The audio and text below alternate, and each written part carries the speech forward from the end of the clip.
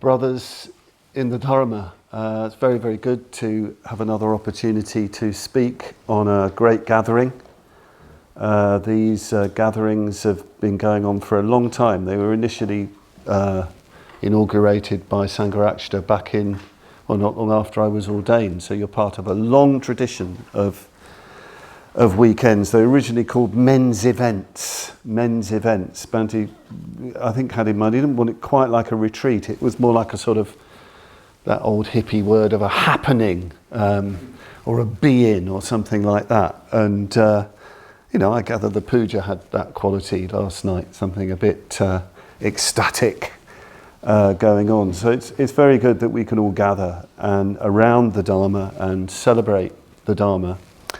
I'm going to begin with some Vajra words, which go like this, something like this. Not my words. Those who wish to go for refuge to the Buddha must do so after counting the cost, because it is a religion Buddhism is a religion very difficult to practice. Those who go for refuge to the Buddha must do so after counting the cost, because Buddhism is a very difficult religion to practice.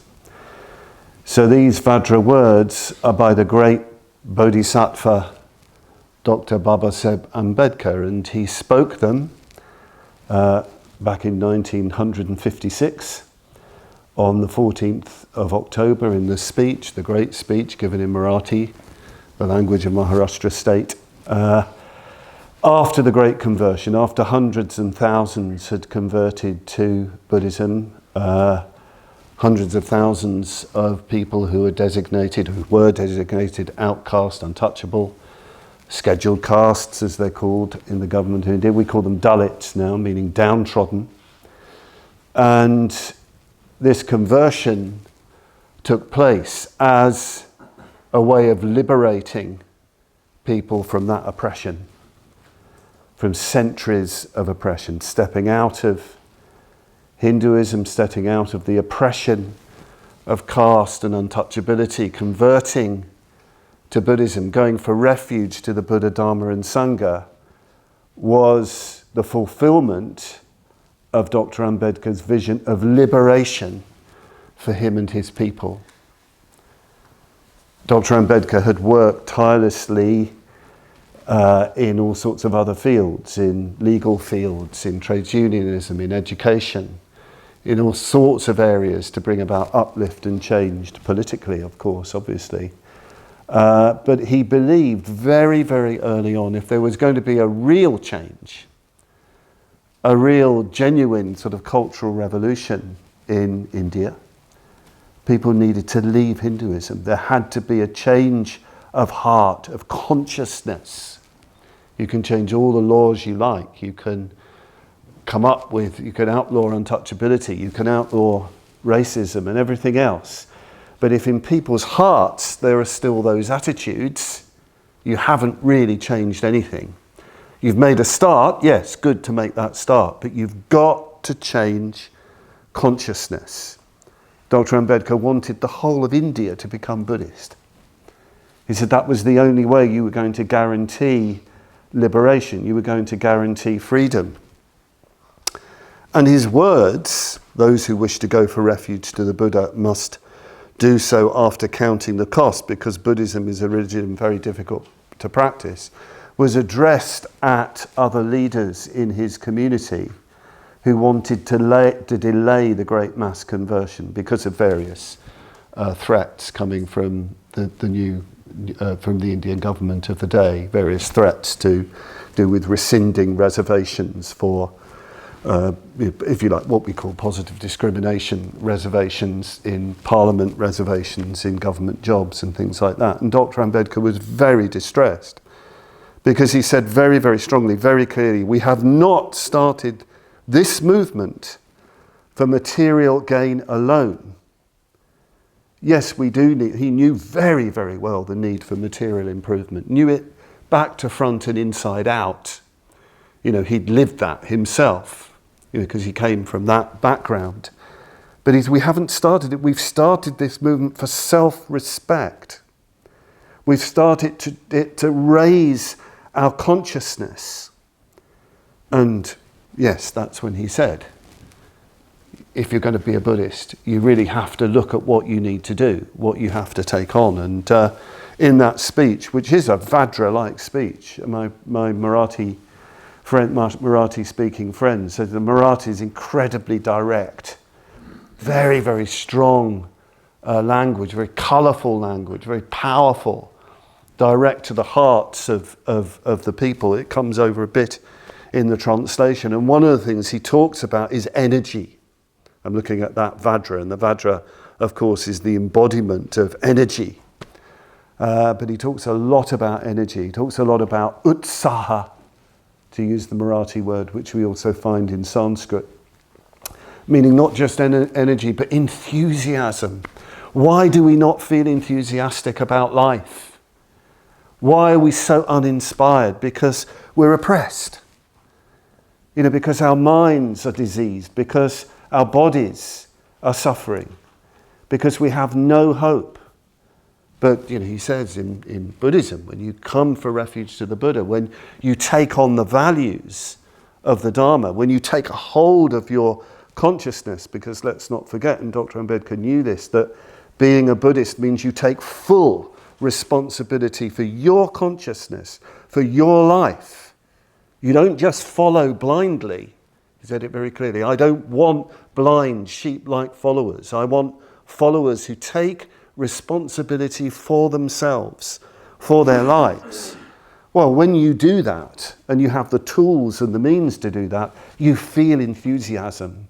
You feel inspiration. You no longer feel passive and a victim of circumstances, whatever others are doing to you. And, that community knew very well what was being done to them, by the oppressive regime around them.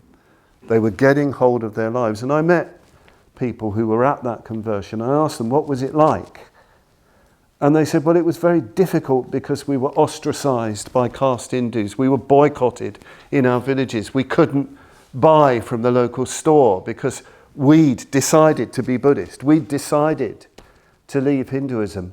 I said, but that must have been so difficult. And they said, well, it was, but not really, because we felt so free. We felt so liberated that we'd taken this step, that we were going for refuge to the Buddha, Dharma and Sangha. So I think it's important to begin with these words. I wanted to begin with these words because I want to honour Dr. Ambedkar. He's a very uncelebrated 20th century Buddhist. Perhaps it's only in our own movement that we really celebrate him. And the Indian Buddhist movement is very uncelebrated. It's not fancy, it's not got sort of, if you like, all the charisma that you have with a lot of perhaps Eastern Buddhism. These are people. These are people in the cities and the villages and the towns of contemporary India who are living real Buddhist lives up against great difficulty, great challenges, and they need our support and they need our solidarity. And I find it, Dr. Ambedkar, one of my great heroes, one of my great inspirations. If a man as practical, the first law minister of the government of India, who framed the Indian constitution, who was so practical, so rational, although with an extraordinary heart, could convert to Buddhism, could see Buddhism as the means to liberation, to underpin a social revolution. Well, it gives me greater faith in the Dharma, much, much greater faith in the Dharma and the power of the Dharma. I think Dr. Ambedkar's insights into the Dharma and social change really need to be studied, reflected upon, and in a way developed. There's a lot of interest in social change, a lot of interest in activism, but Dr. Ambedkar really thought this material through, I think, in very, very interesting ways. And anybody interested in that field of life should really look him up and reflect upon him. So in this talk on the Vajra, with that starting point, I want to I want to try and talk and explore how we can turn our practice into Vajra practice. It's very easy to take hold of Buddhism in the wrong way. In fact, we do. And the wrong way is basically incorporating Buddhism into our lives rather than it completely transforming our lives. I think a lot of people attracted to Buddhism and meditation in a way take it on in such a way that it fits in and helps them just carry on in pretty much the same way. And I think Dr Ambedkar's words on those who wish to go for refuge to the Buddha must do so after counting the cost, because Buddhism is a religion very difficult to practice. We would do well to reflect upon that and not assume that we've got our Buddhist practice sorted. And I mean, not just people who are new to Buddhism, I mean even long-standing seasoned order members like myself need to reflect upon that. We don't practice Buddhism to make ourselves more comfortable in the samsara, in the conditioned. We are doing it for an entirely other reason. Through we want to, as Sugaba was referencing a lot yesterday, we want nothing less than total transformation of ourself and world. I'm going to change tack now. I'm going to tell you about a dream I had to preface this exploration about Vajra practice. It's a dream I had in the 1980s. I don't often talk about dreams when I give talks, but I think this dream does illustrate something about the Vajra and something about, in a way, false practice and about Vajra practice, and probably says something about me as well. So in this dream, I'm in a shrine room. I'm in the shrine room at Aryatara, if any of you have been in there, where I lived for some time. In fact, the dream that I was dreaming it while I was sleeping when I was living in Aryatara community a long time ago. So I'm in the shrine room. I don't know what I'm doing. It's just me in there, the sunlight streaming through the windows. I remember that. I remember the shiny floor. And somehow or other, a figure appears and starts to come towards me. A very frightening figure, like a sort of Egyptian mummy. So a bandaged, man, I think, or some sort of creature, no face, just a mass of bandages, huge, coming towards me. Those classic films that you have. Coming towards me, very, very frightening, and it was terrifying because there was no. It was almost like you were sort of staring into nihilism, and there was absolutely no feeling whatsoever. And I knew very well in the dream that if this figure got anywhere near me, I would be completely destroyed. There also came a realization that this figure had been created because of practicing Buddhism wrongly. This was the spectre of Buddhism. I kind of had that insight in the dream, not in words, I just knew. And I knew I had to protect myself from this figure. So I'm looking around in a shrine room for a weapon. And all I could see was this crystal, this faceted crystal with sort of rainbow shining because of the light on it. And it was pretty heavy. So that, I didn't think, I just picked up this faceted crystal and just threw it at this advancing, terrible, demonic figure. As it left my hand, it turned into a Vajra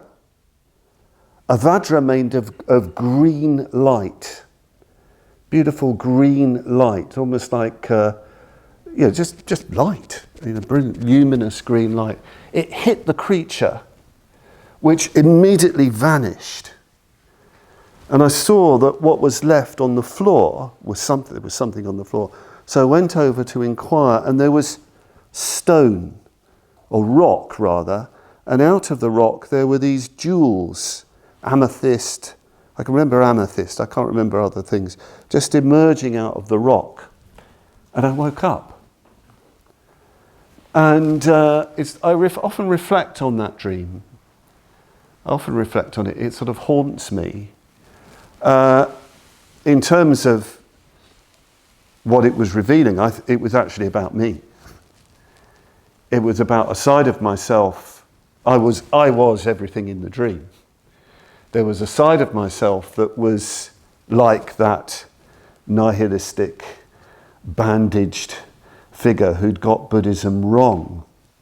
We won't go into the details of my life to how I could explain that, but I knew that. But there's another side that was practicing Buddhism right, that was in the dream more alive, more alert. It also illustrated something to me about the Vajra.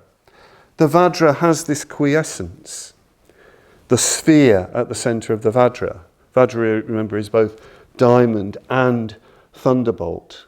So Vajra is shunyata in its completely, deeply peaceful state, beyond self and other. But that's not in any way, that emptiness, that voidness, to use that language, is not in any way nothing. The sphere is faceted. Rainbows are sort of reflecting off of it. And this illustrates that, if you like, shunyata is pure potentiality. You know, and it can be highly expressive. It will be expressive. It's deep peace, the deep peace of Buddhahood. And yet it can be anything to bring about transformation. Because, well, as Bhante says in one of his essays, compassion is the activity of emptiness. Compassion is the activity of emptiness. It's the creative expression of emptiness. So it's also thunderbolt. It was that green thunderbolt moving to transform this demonic force, to turn it into something other. Well, in this case, the emergence of jewels out of rock. And it's green. It's the colour of action, the colour of Amoghasiddhi, the colour of enlightened activity, spontaneous and live, the colour of skillful means. So it told me something about the nature of the Vajra, and the message, which in my life I don't think I properly heeded at that time, was that you must transform your understanding into action, your understanding of the Dharma into true Dharma action. So with that little dream image and my little reading of it, and I'm still working out, still practicing, still learning from that dream, even though I had it many, many years ago, I want to talk about Vajra practice.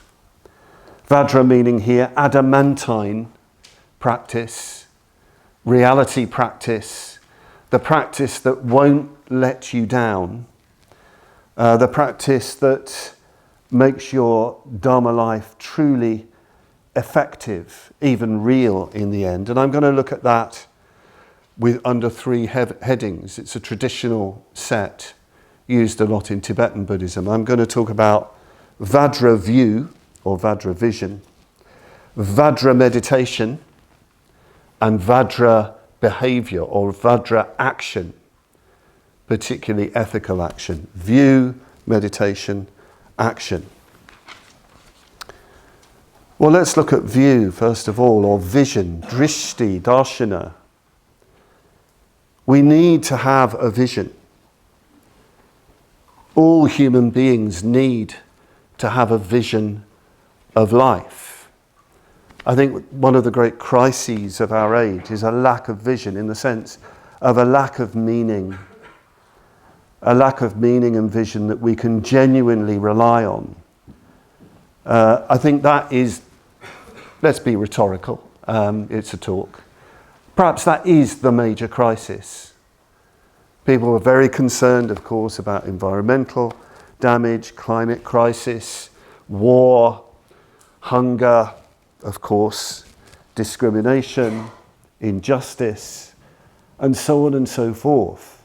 quite rightly, I'm not saying not to be concerned about those things, not to find ways to improve and respond to the sufferings caused by those things, but underlying is a desperate lack of vision and meaning. You feel it, don't you, with our leaders? That dreadful feeling when we listen to our leaders, the various demagogues in our lives, how empty they seem. How empty they seem, and therefore you feel terribly unprotected. Feel very, the first duty of a leader is to protect. The first duty in Indian kingly traditions is that the king protects the people, looks out for the people. And there's that horrible feeling that we're not being looked out for.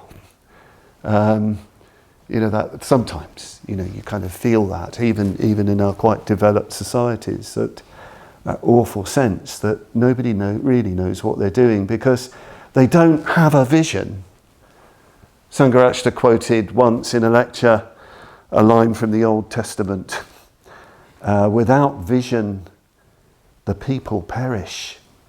Without vision, the people perish. And you get the same line in the Pali Canon when Brahma Sahampati entreats the Buddha to teach the Dhamma because he's not sure about communicating the Dharma because it's so profound, it's so deep, it's so Vajra. People will not get it. And that will be painful. That will be really wearying to try and communicate with people. And they just don't want to know. Why bother? Why bother? And Brahma Sahampati said, no, please look again. People are perishing through not hearing this Dhamma. And of course he does, and he sees that great vision of beings as lotus flowers going up out of the lake. We need a vision that we can rely upon.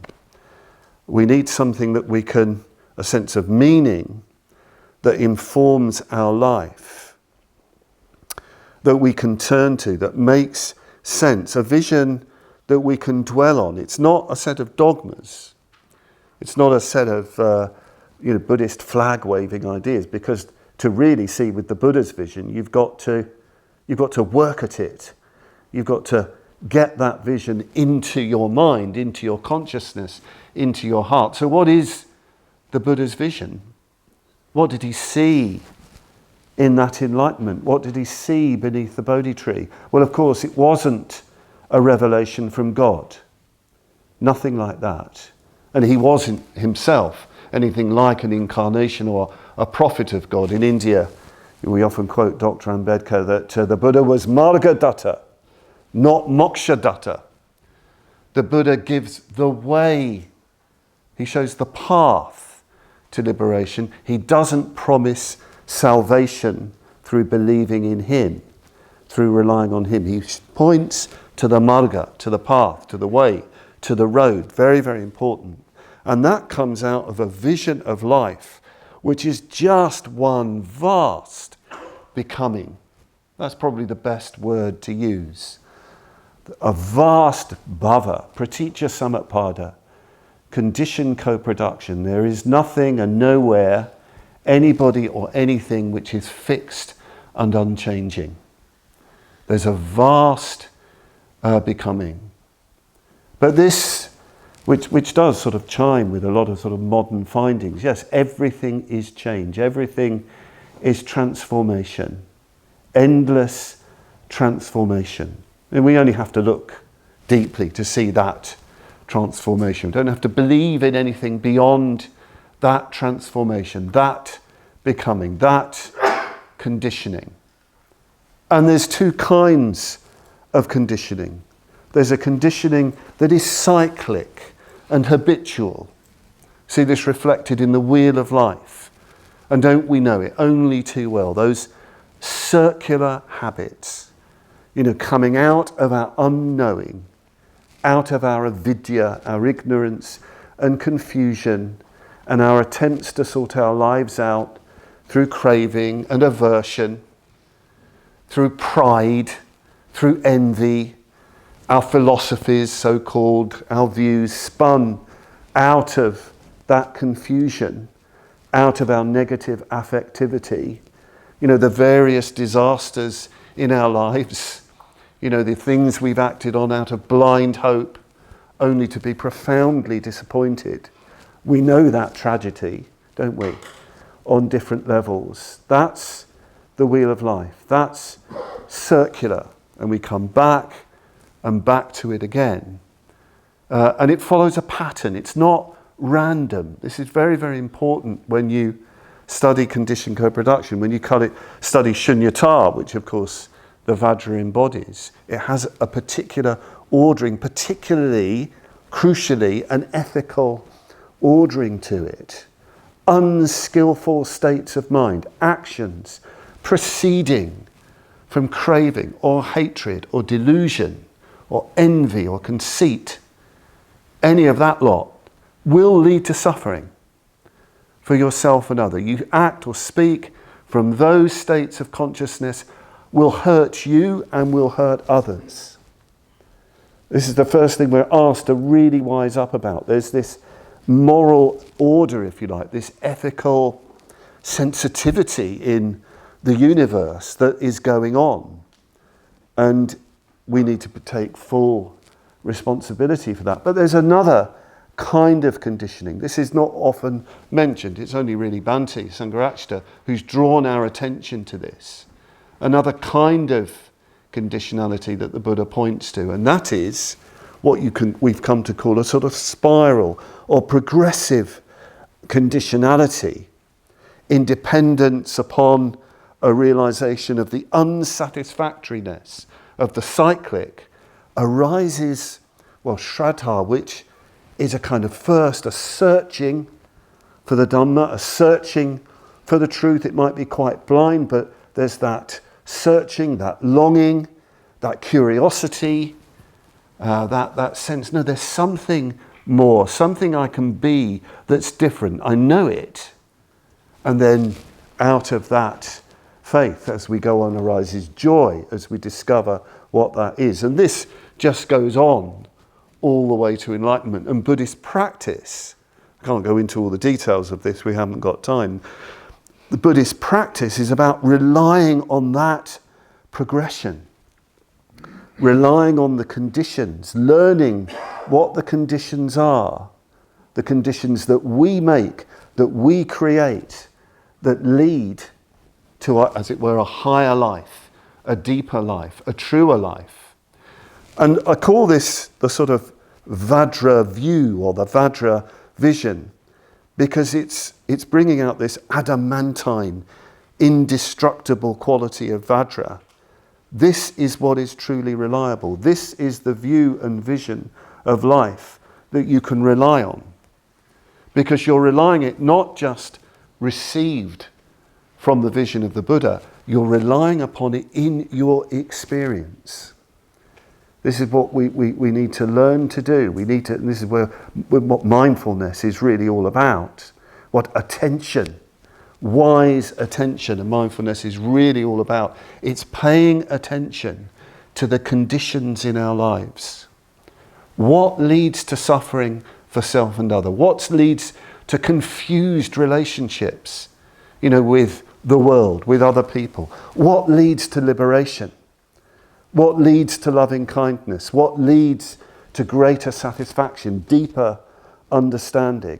So we train ourselves in this view, in this vision, and the more we turn this into experience, the more, if you like, at first conviction, not in a dogmatic sense, but in a deeply felt sense, what they call the trusting faith. The more you can trust, this works. This behavior works because it relies on this vision. And the deeper you will see it, and of course as you go on into this view, into this vision, testing it against your experience, realizing it more in your experience, you start to see the wonder of this vision. You really do start to see shunyata, which is not nothingness, which is not a nihilistic vacuum. It's called the magician's illusion. The magician's illusion, the wonderful display of the arising and passing of all phenomena. And it's wondrous. When the great masters like Milarepa up there, he sings songs about just enjoying the arising and passing of everything. And there's an ease and play in his response, even at the same time feeling great compassion for others. So this is what opens up. This is the Vajra vision, the vision of reality. But it begins by really taking on the classic teachings of the Buddha to do with conditioned co-production. So that's Vajra View or Vajra vision. And like I've said, meaning is a real issue these days. Vision is a real issue. And the more we can become men of vision, the better, because the more men of vision there are, the more the world has a bit of a chance. Might seem a bit strange saying this in relation to all of the crises facing us, but I believe it's true. The more men of vision we have, the more chance we have in relation to the crises of our times. So then there's, how do you start turning that view or vision into experience? Well, there's meditation. Meditation. What's Vajra meditation? Adamantine meditation, truly reliable meditation practice. There's loads, isn't there, out there on meditation. You know, so many apps, so many websites, so many order members talking about meditation, talking in meditation. You sit down to have a nice quiet meditation and somebody's talking the whole time. I find that really weird. Didn't happen in my day. When you actually sat down to meditate, everybody was silent.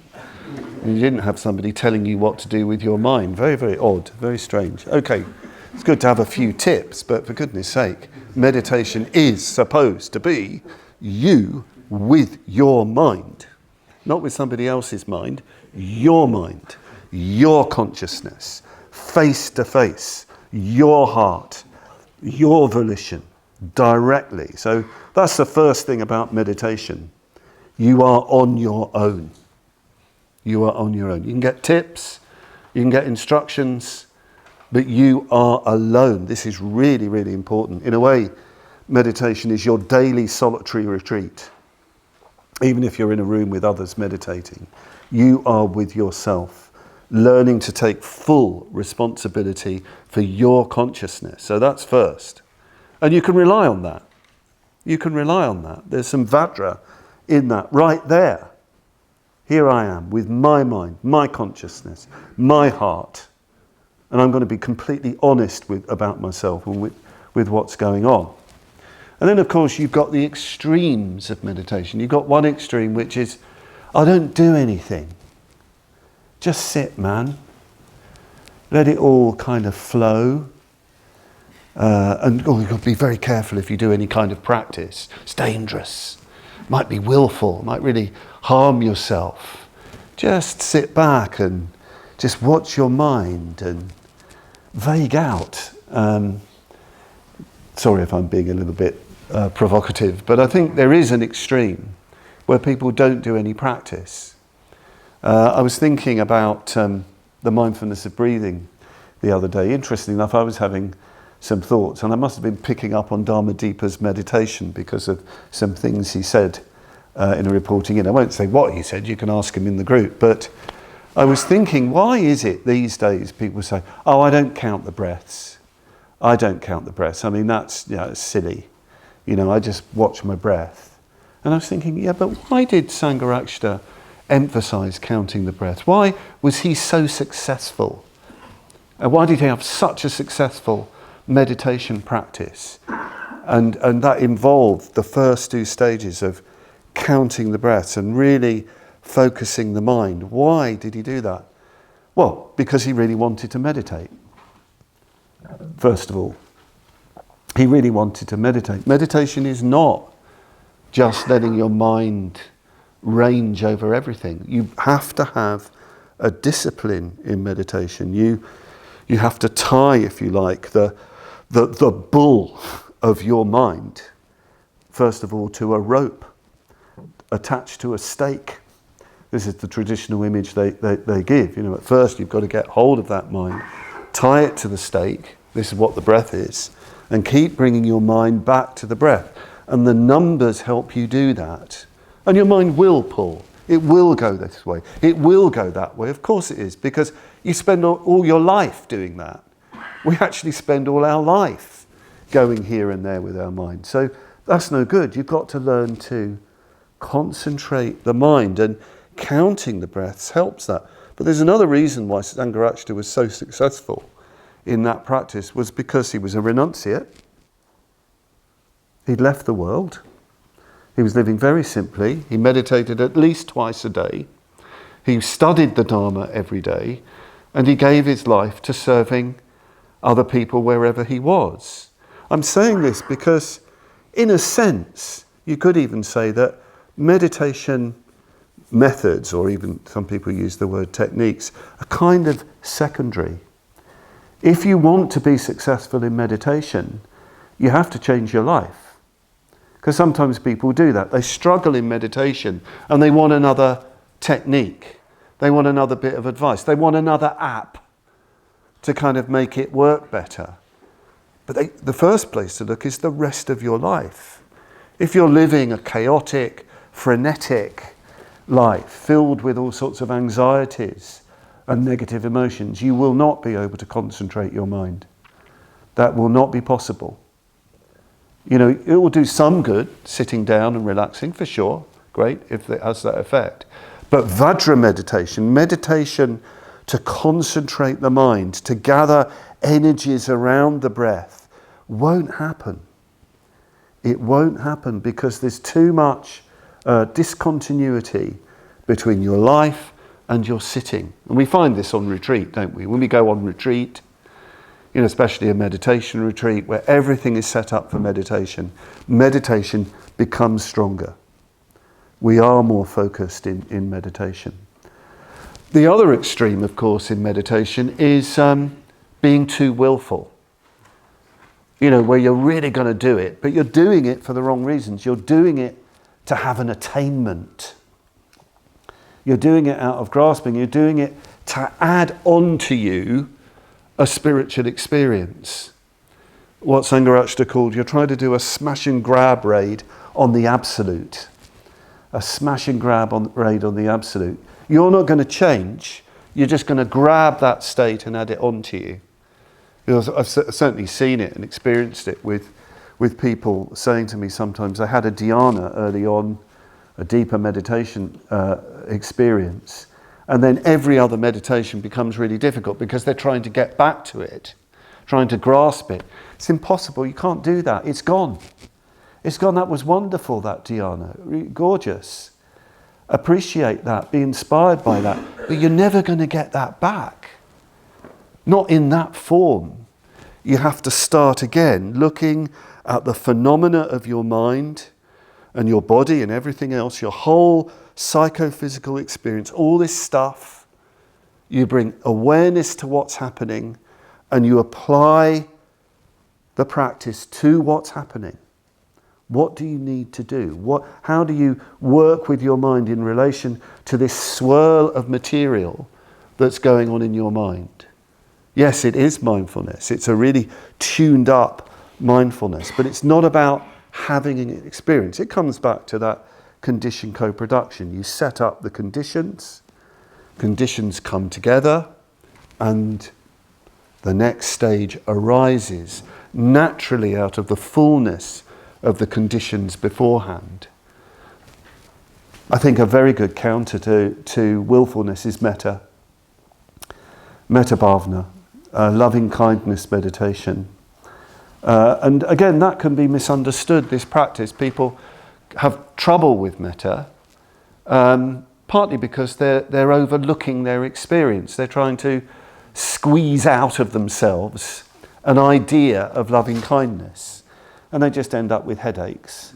And they just feel weird. And then they don't want to do it. And then they don't want to do the mindfulness breathing. They just want to sit there and vague out. But it doesn't work like that. Metta is a bhavana. Again, this word bhavana, from bhava, becoming. Bhavana literally means making to become. You make loving kindness out of the material available to you, beginning with yourself, as we know. And of course, a lot of people find it difficult to, have a sense of well-being and satisfaction with themselves. But it's very, very important to begin by looking at yourself and recollecting your virtue. This is what the Buddha teaches. If you do feel bad about yourself, inquire, is this rational? Have I just got into a very bad habit of thinking I'm a waste of space? That I'm a really bad person? Have I got into that habit? If you have been unskillful, objectively, do something about it. In the meditation, acknowledge that and make a resolve that when the meditation is over, you're going to sort that out in your life. Because you might feel bad because you're not behaving very well. But then you've got to look, having acknowledged any of that, you've got to look for your qualities. I mean, the Buddha is quite clear about this. Acknowledge your virtue. There's no problem with acknowledging virtue. People immediately start saying, I don't want to be egotistical. We are. We are egotistical until way, way along the path. We're egomaniacs of one kind or another.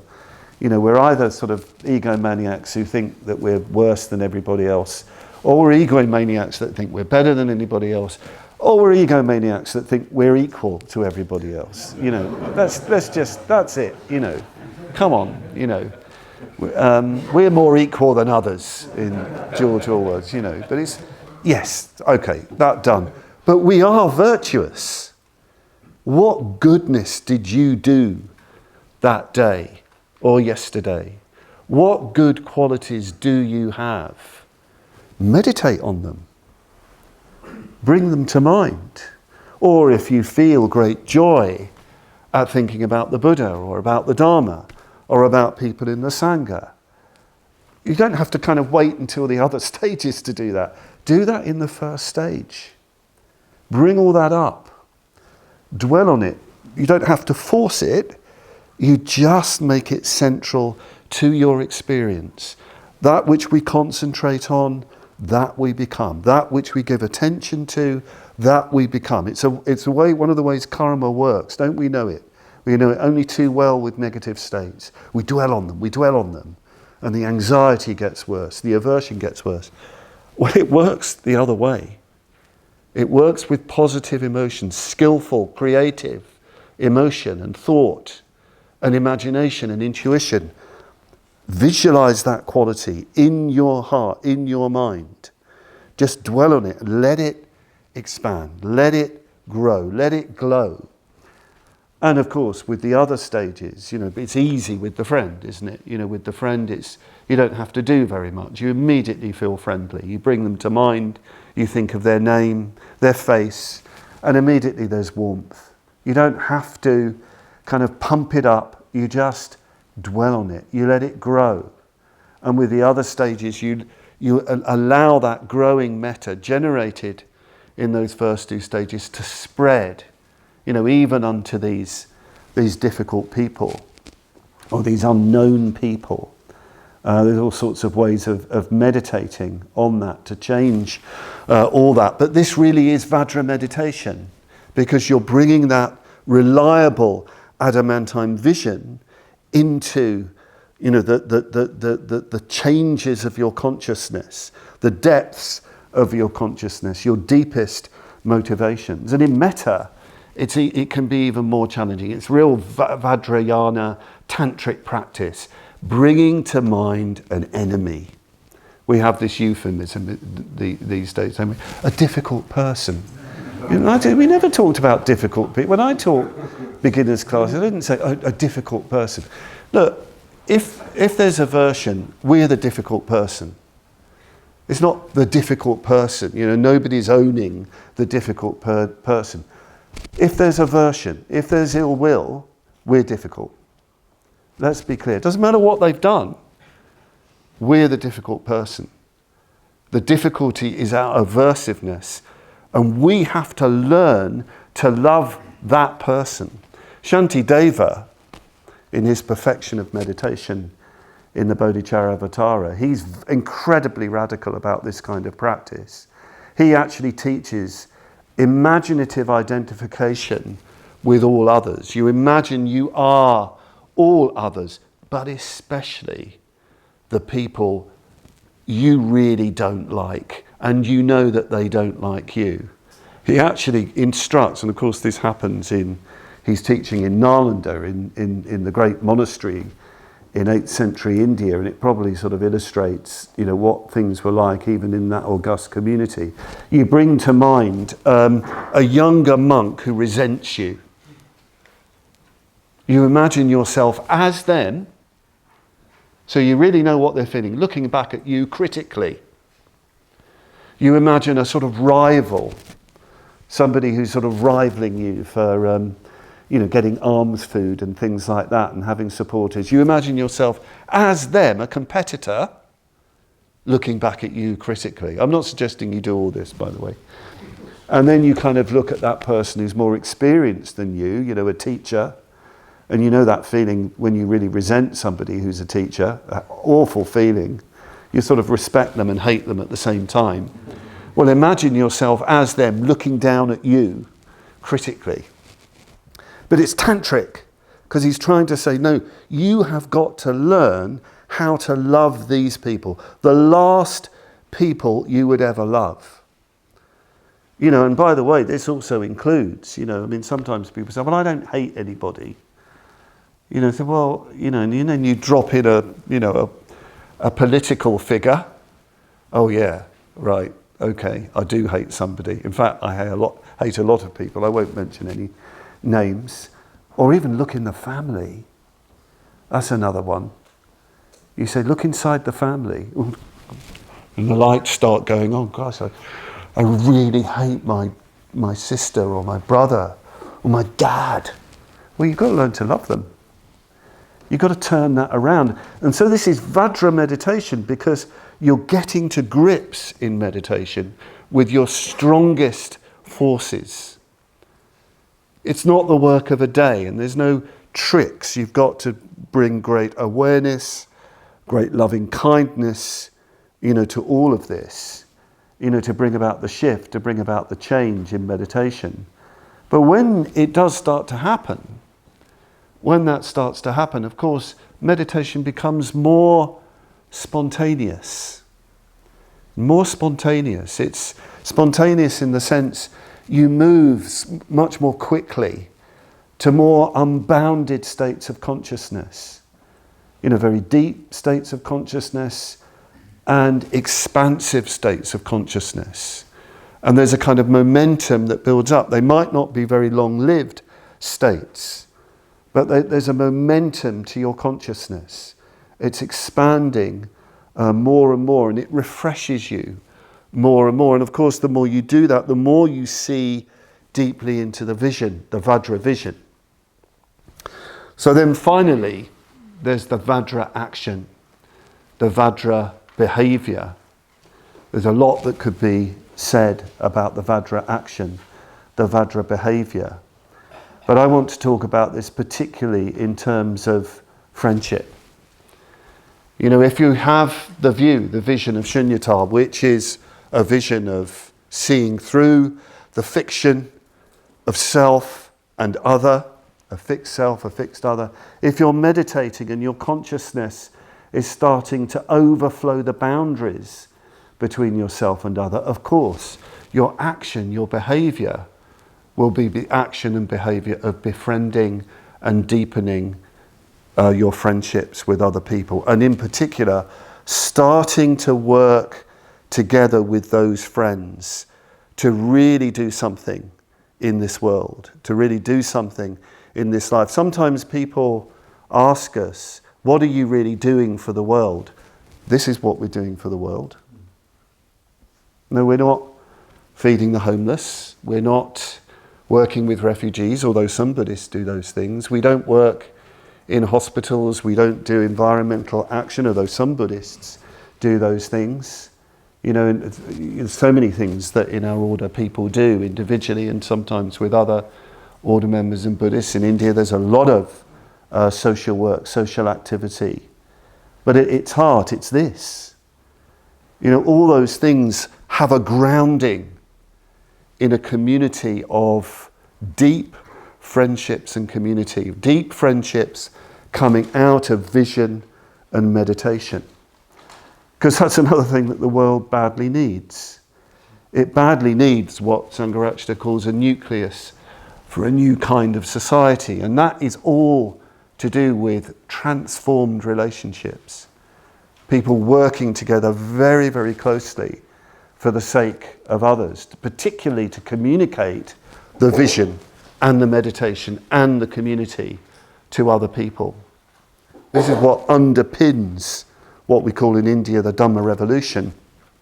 I used to notice that in India, particularly in Bombay where I lived, that we'd go, our little Sangha of me and Indian order members, my wonderful translator Bodhi Sen, and my various people who'd organised the programs. They're called programs, talks in India, because they're kind of events, they're occasions. We'd go to these slum areas, we'd go to all these different places, and what inspired people to be with us was our obvious love and delight, for love for one another and delight in one another, because we were all inspired by the Dharma.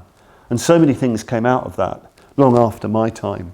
So many initiatives in Bombay came out of what we were doing at that time. There's absolutely no doubt in my mind, the stronger the closeness of a community in the widest sense is, the more effective you can be in the world, because the people are perishing as well because of a lack of friendship and friendliness. There's so much loneliness and isolation, and people are desperate to love and be loved. Well, what we have, I think, with the Dharma is the means to do that, to love well, to love intelligently, and to receive love well, and to receive it intelligently, and for it to grow and expand throughout the world. This is what our centres are really all about, gardens planted in the wilderness. I'm going to come to an end now. I had the great privilege of seeing Sangharakshita teach the Dharma in India to thousands of people in public lectures. And he'd often talk about Dr Ambedkar and the great mass conversion and describe what it was like. And one day he told a story of the kind of effect that Dr Ambedkar had on his people. And the story, it might have been a traditional Indian story, I don't know. The story was of a tiger pup. So this tiger was born, but sadly mum was killed by a hunter. So this poor pup managed to escape, this tiger cub managed to escape, but he was a bit lost. But there were some sheep. And these sheep were very compassionate. They saw the young tiger cub, and they brought the tiger cub up. So there's a tiger cub being brought up in a herd of sheep. So the tiger cub learned how to eat grass, learned how to bleat and bar, and was one of them. One day, the flock, with the cub in it, were disturbed by the appearance of a huge tiger. So the tiger chased the sheep that all ran away. The tiger was hungry, wanted a meal. And lo and behold, the big tiger, the huge tiger, came across another tiger pretending, as he thought, to be a sheep. And the younger tiger, because he's grown up now, but he still thinks he's a sheep, saying, please don't hurt me. I'm a sheep. Bah! And the tiger says, you're not a sheep, you're a tiger. No, I'm a sheep. Bah! Don't hurt me. So the old tiger just grabbed the young tiger, took him to a pool, showed his face in the pool, said, look, you're a tiger. At which the young tiger let out a great roar, an enormous roar. So Bhante told this story to illustrate the fact that before Dr Ambedkar came along, people thought they were sheep. They felt they were victims, they were timid, they were lost. But actually, what Dr. Ambedkar told them, you're tigers. You're Dharma tigers. So it's time to roar. You have this enormous potential, this vast potential. So you need to roar the roar of the Dharma. And Dr. Ambedkar believed that in some of his studies that untouchability was a punishment for those people who carried on being Buddhists. They were punished for being Buddhists and rejected by the community. So he had this vision that converting to Buddhism was coming back to what the people really were. Great, roaring tigers of the Dharma. Roaring with metta, of course. Not roaring with anger, not roaring to eat people, but roaring with the roar of the Dharma. There we are.